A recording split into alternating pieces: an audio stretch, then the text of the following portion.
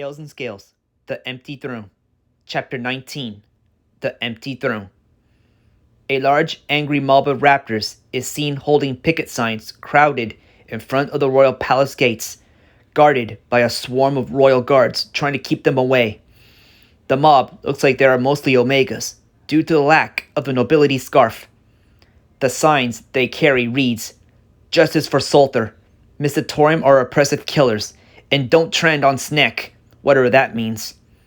The guards themselves are holding tower shields, lined up, covering the lower grand staircase, while archers are seen with bows drawn. Silvus is in shock, seeing how large the mob is. He feels his claw grabbed by Osea, who is scared by the sight. "Dude, this Salter guy must be very popular with these raptors," Iko states, reading the signs from the mob. Iki is right. What does one of them mean by "don't trend on Sneck"? Sounds very silly. Fee adds, also attempting to read the signs, trying not to laugh.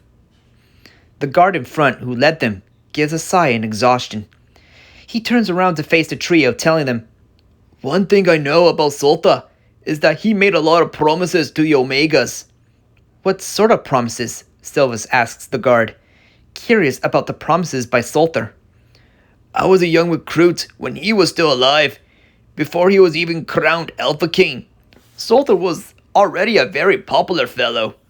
Perhaps while his father, Alpha King Ultimar Sylvain III, was ill, Salter started acting as if he's Alpha King already, even though he's still Alpha Prince. His popularity might have to do with the promise of more freedoms to the Omegas, like the right to self-employment." "You mean the right for raptors of all castes to own businesses independently?" "Salta was not like any Alpha Prince. In his speeches, he always spoke about how the hard-working Omega folk have the potential to be as great as a Delta, to benefit the economy. He even claims that the privilege of marrying nobles is one such example." The guard shrugs. "I bet it has to do with his mother being an Omega. Perhaps he's doing it for financial reasons." "I think it is great to recognize the potential of Omegas and their hard work. Omegas and Deltas owning their own businesses and working together? No wonder a lot of raptors love him." Silvus beams at the idea of what Salter planned. At the same time, he ignores Fee's muttering about how insane it would be if the raptor nobility were willing to defile their noble blood. "Indeed, sadly the Alpha King is dead.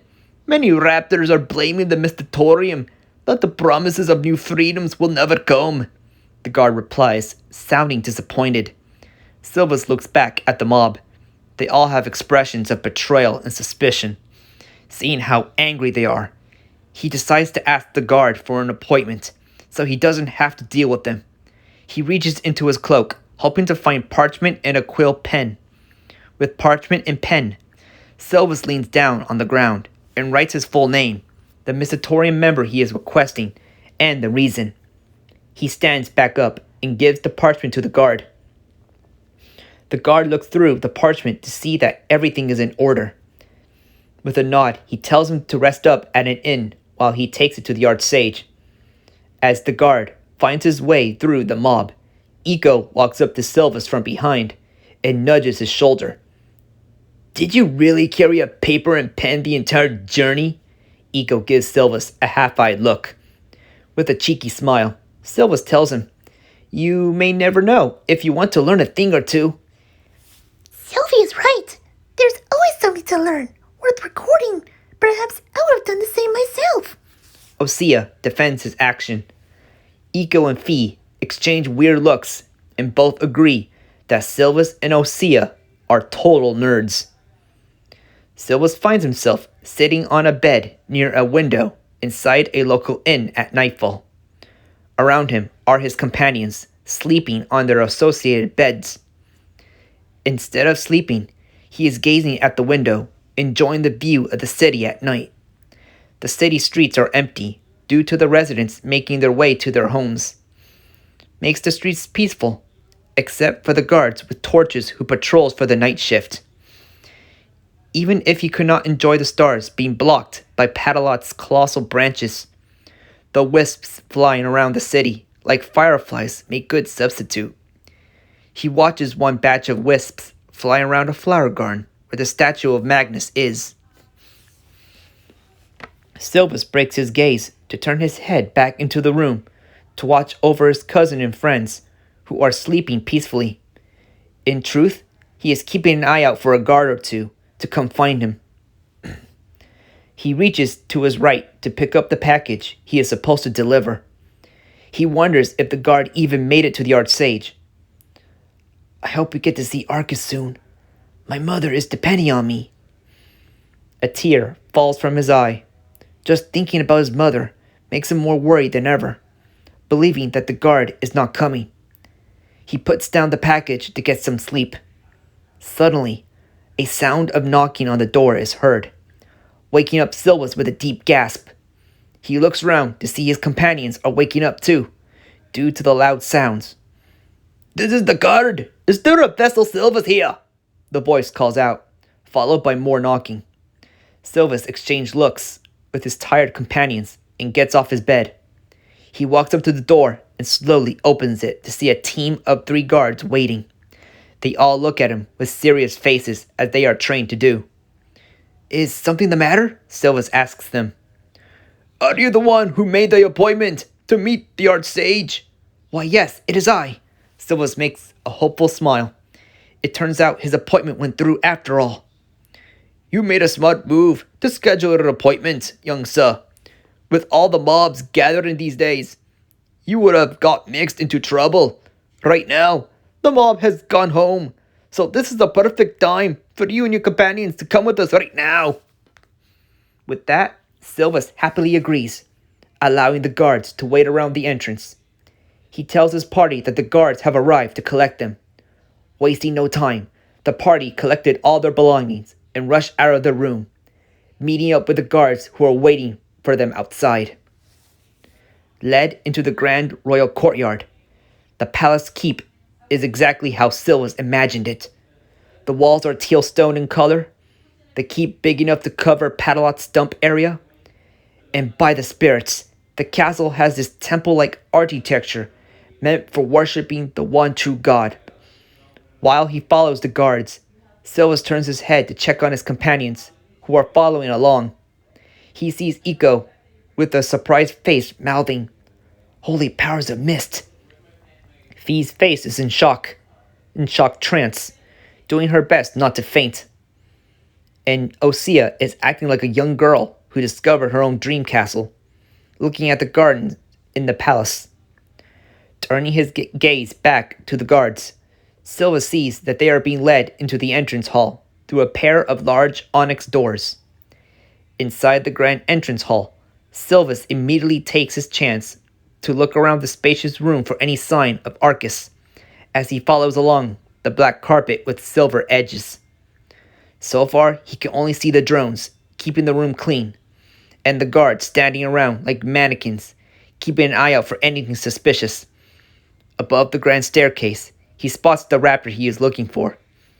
Silvus sees Arcus standing in front of a large pair of doors in between 2 arching stairways in the scales. The sight of him makes his inner fanboy swell up in his chest, as if he were meeting his hero Magnus himself. The elderly age, the purple scales, the centered parted, long white feathered mane, and wearing a robe of utmost authority. That is Arcus, all right. And in his tired light blue eyes looks stressed.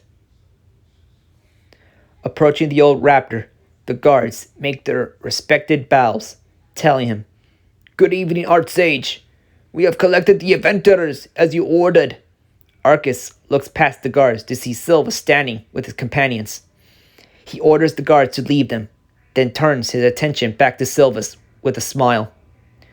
Young Silvus, I would have never thought to see you here, Arcus greets him with a friendly grandfatherly voice. Silvus cannot help but grab one of Arcus's claws, shaking it very hard with a relieved smile. Archsage Arcus, you cannot imagine how much of an honor it is to finally meet you in Raptor, rather than a hologram. Arcus makes a chuckle and replies while letting go of his claws. Same as I, young Silvus. I believe, according to your note, you are here on behalf of your mother, Silvira. With a nod, Silvus takes the package from his back and gives it to Arcus, telling him, My mother told me to give this to you, believing that it could save the kingdom. Did she? Arcus raises a brow, examining the package in his arms. When he spots the seal, his eyes widen. He slightly opens it up to peek inside and closes it again. Did she tell you how she got this? She did not, as we were in the middle of an invasion. Silvus tells Arcus, bowing to show respect. Arcus looks up at the ceiling, deep in thought. With a snap of his claws, he gets an idea. He looks past Silvus, using his free claw to point to one of the drones, tending to one of the large portraits of the past alpha kings or queens, and calls him out. He orders the drone to give Silvus's companions a tour around the palace, then escort them to the guest chambers when done. Followed by a bow, the male drone calls for Osea, Fee, and Eco to come with them, but Silvus is told to remain with Arcus. The drone leads the three up the stairs to the east wing, leaving Silvus and Arcus behind. Silvus lifts himself up, back on his feet, wondering what Arcus is going to do next. With a gesture to follow, Arcus begins to climb up the stairs to the west wing, with the package still in his arms. Silvus follows suit, climbing up the stairs, following Arcus to the second floor of the west wing. Silvus finds himself in a fancy hall, looking around the various portraits of the past alpha kings and queens, like the ones by the entrance hall. What is interesting is that they are all silver-scaled, like himself. I sense you have questions. He hears Arcus call out. Silvus turns his attention to the old mistcaster beside him to his right, looking at him with his tired eyes. Arcus is holding an enchanting staff like a cane on one claw, while is holding the package on the other. Silvus struggles in his mind what to ask. He has a lot of questions that he really wants to ask the leader of the legendary Mistatorium. Suddenly, he thinks about the invasion by Targan, especially the argument between Targan and his mother. Ashley, before I was forced out of my home, Mom and Targan were arguing about the election of a new Alpha King. Why is it you guys have not picked one yet? Do you know of the ongoing war up north? He asks the old mistcaster, who makes a tired sigh, stopping by a portrait of Sulthur. Young hatchling, I have indeed heard of the fighting up north. The Sage of Manchester told us everything after coming here since his exile. You mean the Sage of Manchester? Oh yes, my boy. Sage Gorb has clarified our suspicions. The Beta Lord Envar Targan has begun open rebellion against us, starting with the invasion of Magalo. Sage Furtis of Magalo, of course, was heartbroken to hear of the news. Arcus sighs. As much as we want to send help to Tricia, we have our claws tied up to regain order here in Ceronian Hot. Perhaps I have been hearing riots in one of the towns at the Tarian Valley to the southwest. And the election of the Alpha King? It is why many raptors are believing you killed Sulthur, Silvus asks, walking up to the portrait of Sulthur, who seems familiar to him.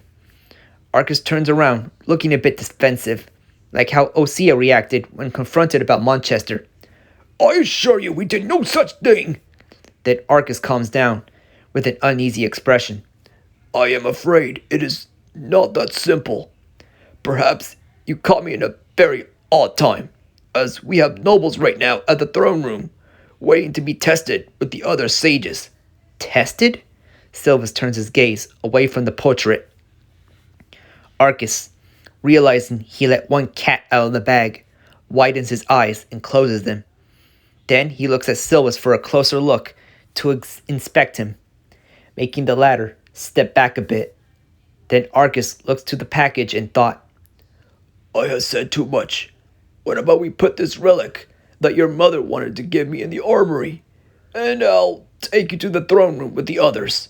Arcus offers, guiding Silvus to the armory. Back to the entrance hall, through the large doors in between the stairways. Arcus leads Silvus into the most enchanting garden he has ever seen. Walking across the cobblestone walkway, Silvus sees that the garden is filled with various plant life from all the betadoms, mixed together with mist streams flowing through radiating mist fog, giving the garden a rainforest feel. Across the path, he sees rows of statues of the raptor heroes, including his ancestor vessel Atheros, with utmost admiration. Enjoying the gardens of Odyssey, I see. Silvus hears Arcus ask as he continues to follow. I never see anything like this, Silvus states, beaming, continuing to look around the plant life, new and old, with glowing flowers blending together. Your mother had a similar reaction when she came here for the first time, Arcus adds, earning Silvus' attention about his mother. The mention of his mother makes him remember that she once told him that Arcus was her old mentor. To come and think of it, he wonders what his mother was like when she was a hatchling.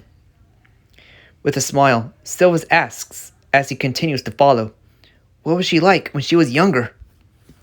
Your mother was a very shy lass when she was young.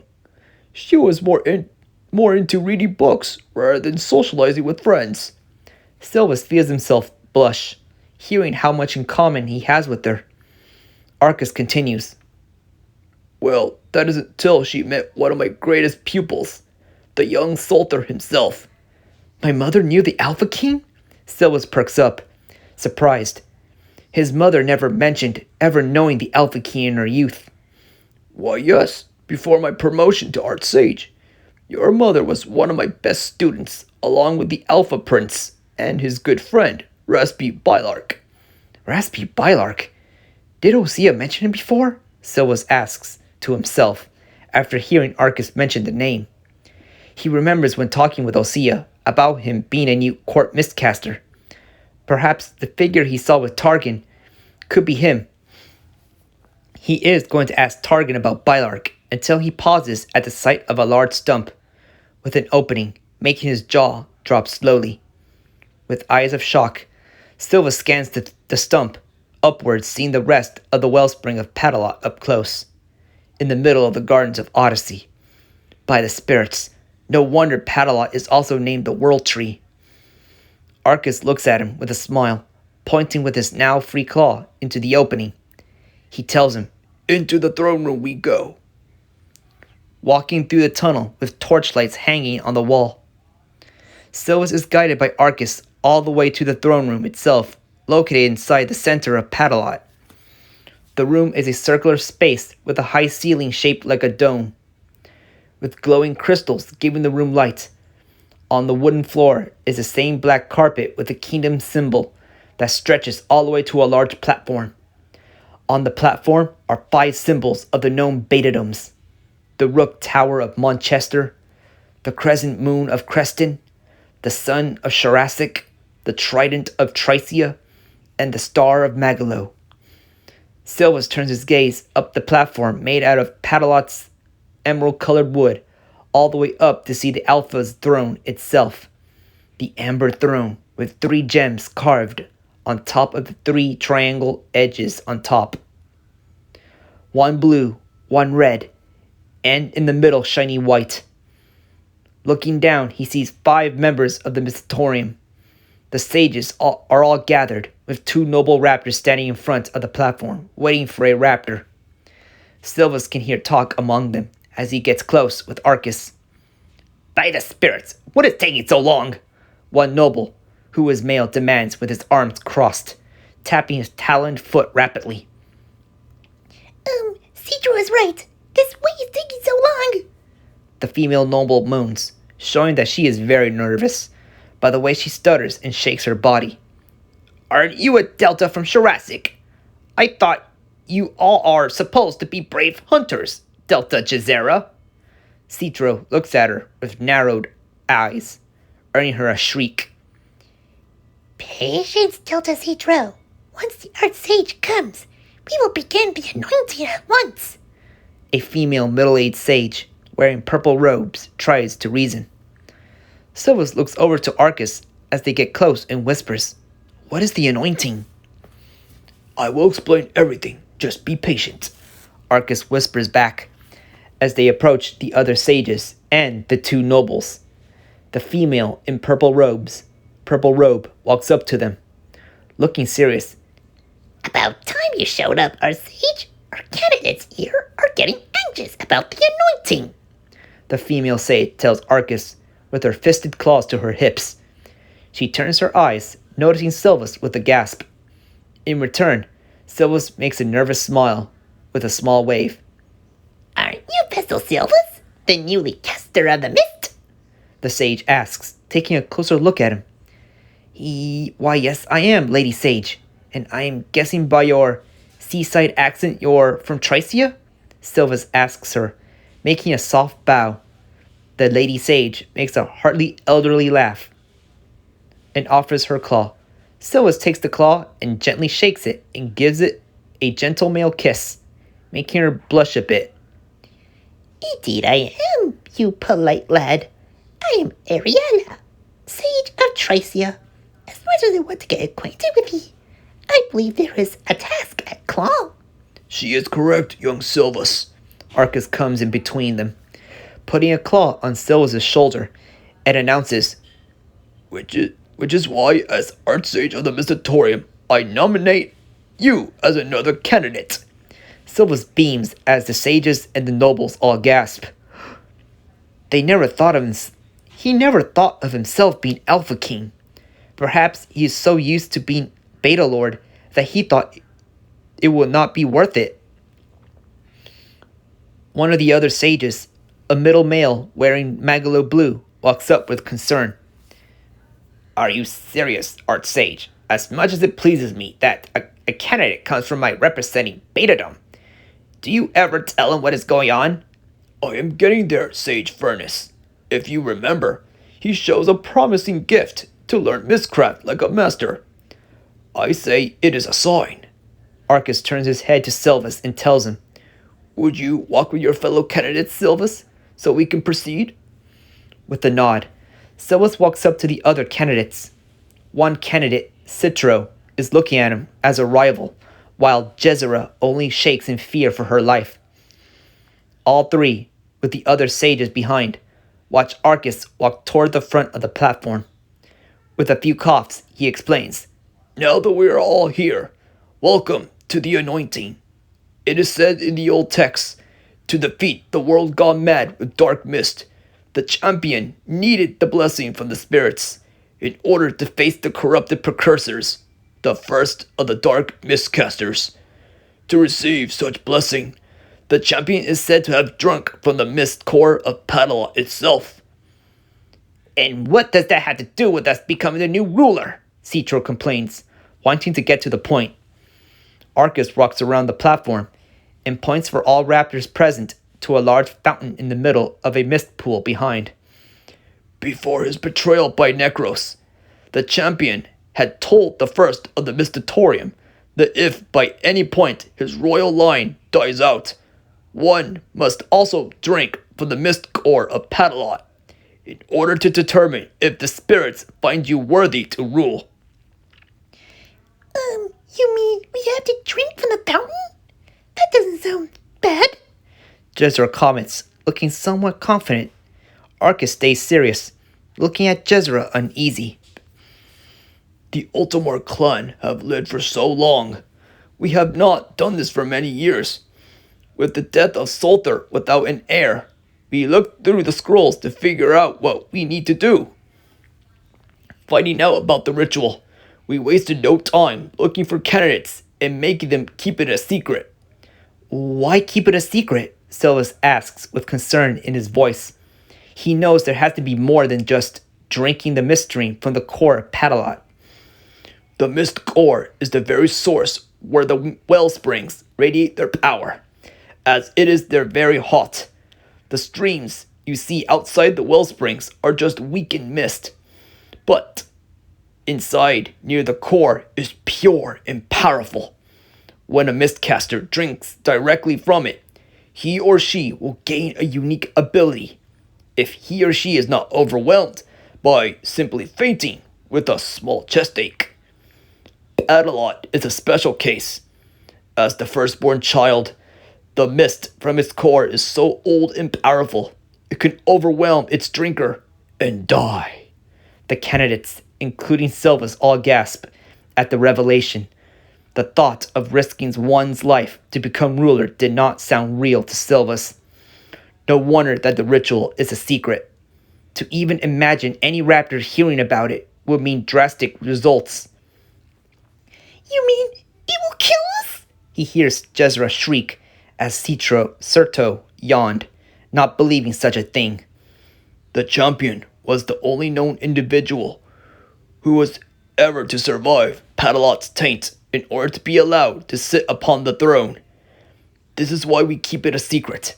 It is how the spirits determine not only who is worthy of being their voice, but also purge those tainted with too much darkness in their hearts.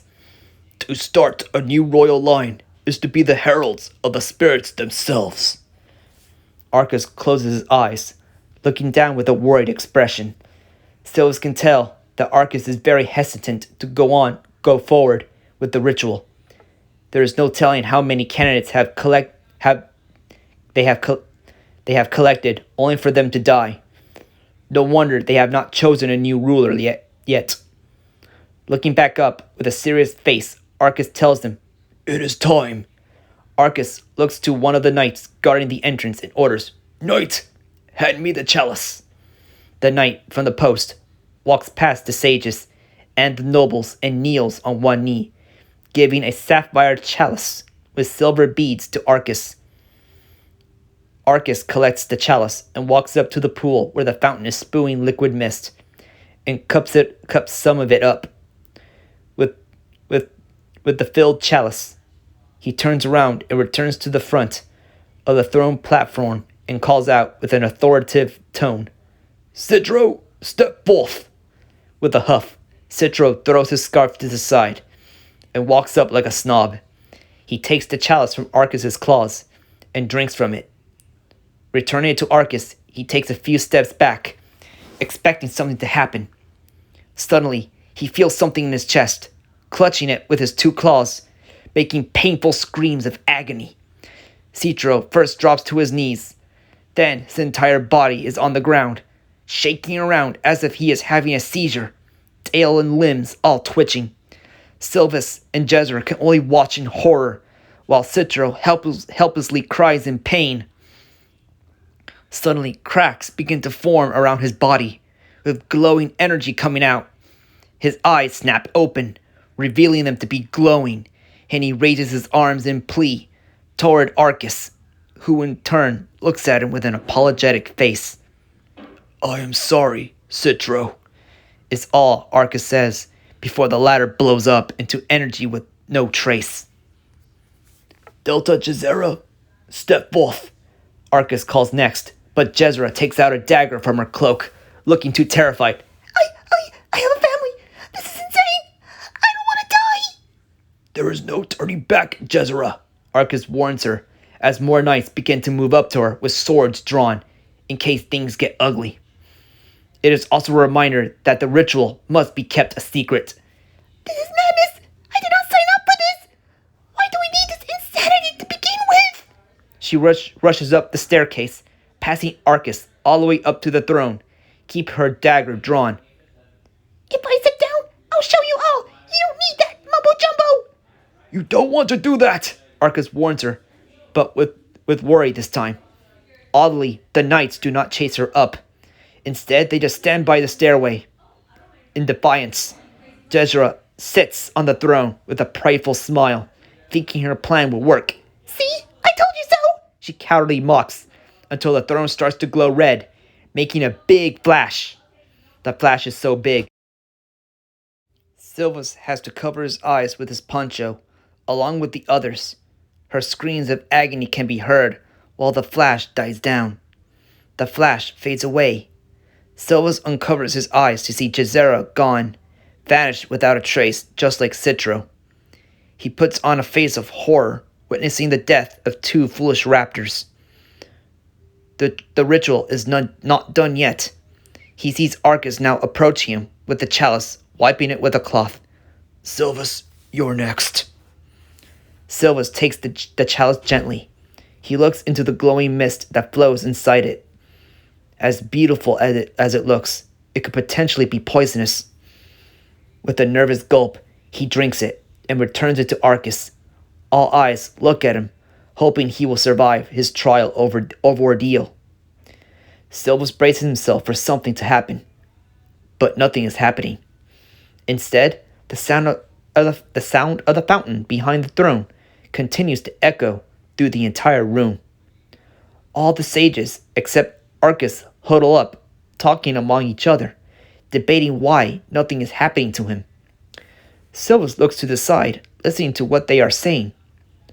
By the spirits, nothing is happening to the lad. Does that mean he passed? You don't think he has the taint already, does he? Preposterous.